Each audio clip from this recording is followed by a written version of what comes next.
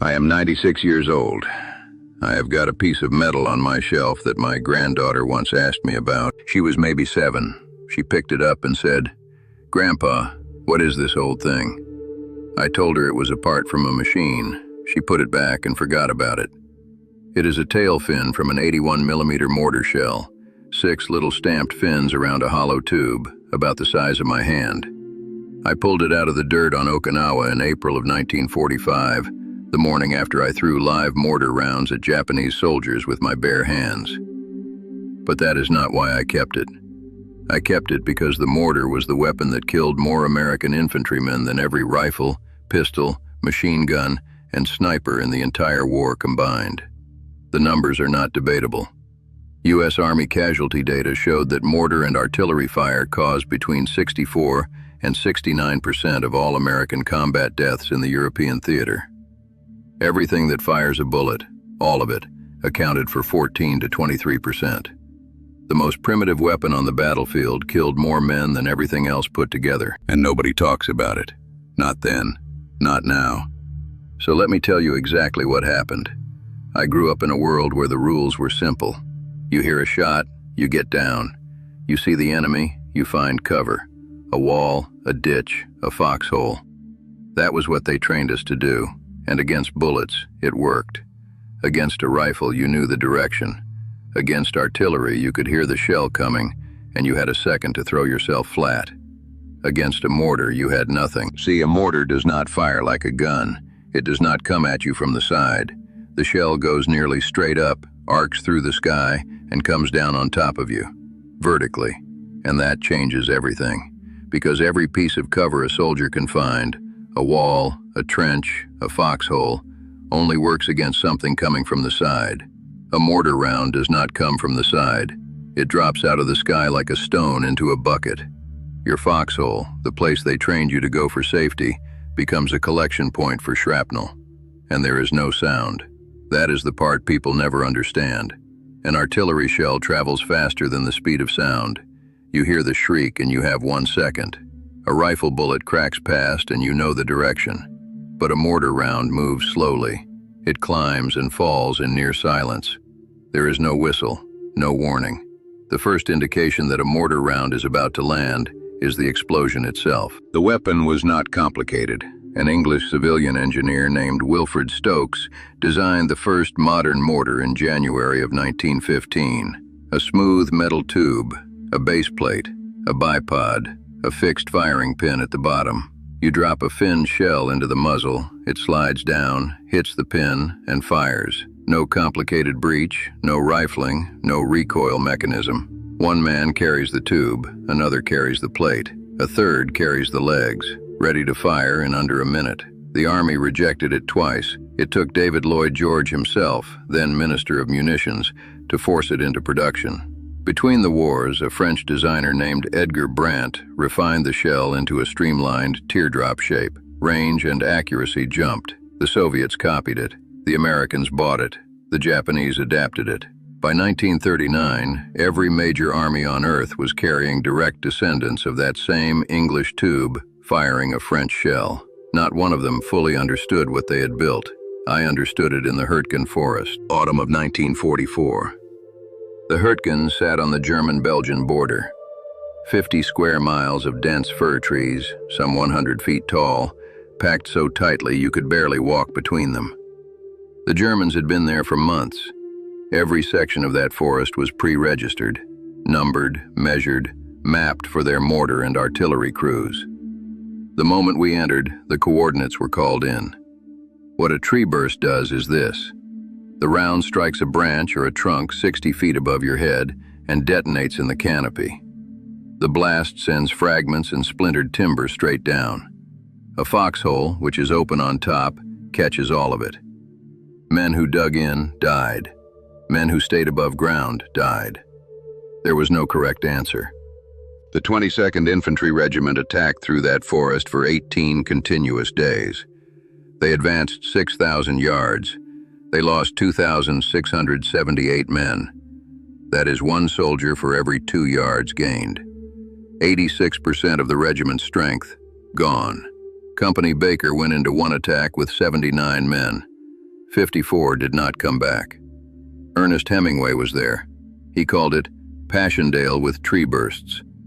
I watched men break, not from wounds, from the waiting. A mortar crew sets up behind a hill where you cannot see them. A forward observer watches you. The first round lands 50 yards short. He corrects. The second lands 20 yards left. One more adjustment. The third round lands among you. And by the time it does, the crew is already dropping shells into the tube as fast as they can feed them. 25 to 30 rounds per minute. You have no muzzle flash to locate, no sound to track, and nowhere to hide. That is what broke men, not the shrapnel. The impossibility of doing anything at all to improve your odds.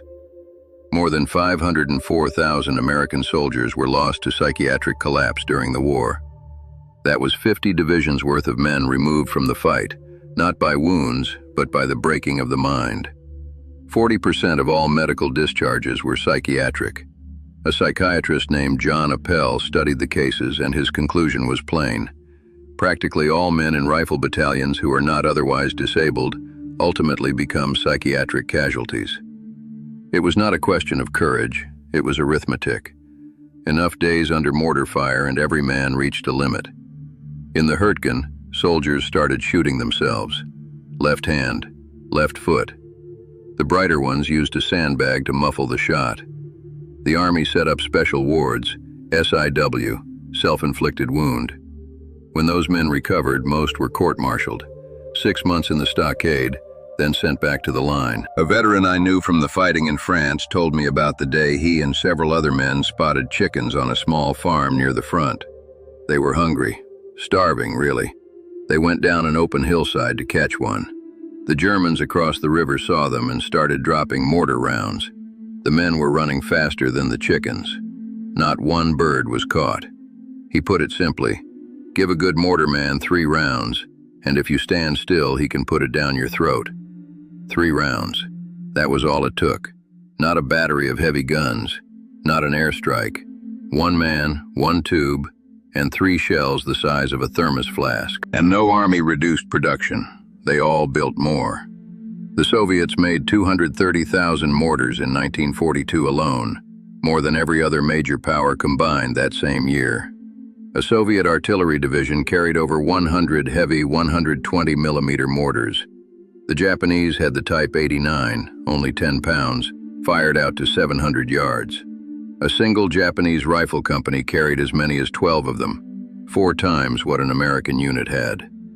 The Germans captured thousands of Soviet 120mm PM-38 mortars early in Barbarossa, and liked them so much they turned them around and used them against their former owners without a single modification.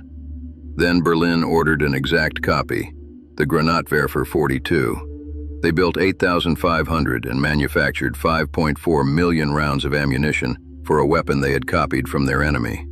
I am telling you all of this so you understand what the mortar did to men before I tell you what I did to the mortar. Okinawa, April 13th, 1945, 3 in the morning.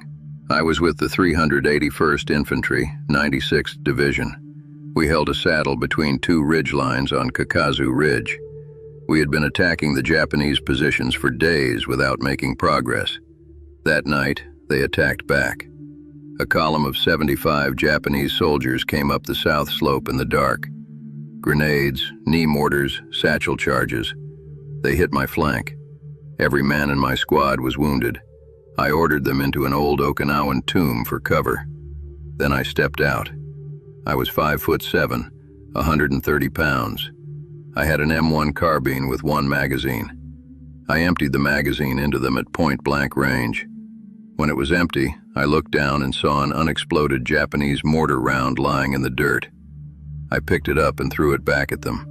It detonated in their midst. Then I found a crate of American mortar shells. I pulled the safety pins. I slammed the tail fins against a rock to arm them. And I threw them, one after another, into the advancing Japanese soldiers, reloading and firing the carbine between throws. I was using mortar rounds as hand grenades. By dawn, they had pulled back. 25 of them were dead. Several machine guns and knee mortars were destroyed. I was bleeding from shrapnel. I refused to be evacuated. I walked to my company commander and reported everything I had seen: positions, numbers, movements. That information allowed American artillery to wipe out the rest of the attackers. On Memorial Day 1946, President Truman gave me the Medal of Honor on the White House lawn. I was one of 5 men from the 96th Division to receive it. I never talked about it much. I moved to a small town in California. I became the mayor. Most of the people there had no idea what I had done, and I preferred it that way. But here is what stayed with me. After the war, the mortar did not disappear. Every army on Earth kept building them. They built more. Nobody looked at the psychiatric wards and the self-inflicted wounds and the 500,000 broken minds and said, maybe we should stop. They did the opposite. I have watched 80 years of war films since then. The camera always finds the tank, the machine gun, the sniper. It never finds the mortar. The weapon that decided the war is the one nobody puts on screen. I pick up this tail fin sometimes. My granddaughter still thinks it is junk, but it is the part of the shell that survives the explosion. The casing shatters, the charge burns, the fragments scatter, but the fins, they stay in one piece. You find them in the dirt afterward, right where the round came down. That is all any of us ever tried to do. Survive the explosion, stay in one piece, and carry the part that is left of you back to wherever you call home. I am 96 years old, and I am still holding what is left.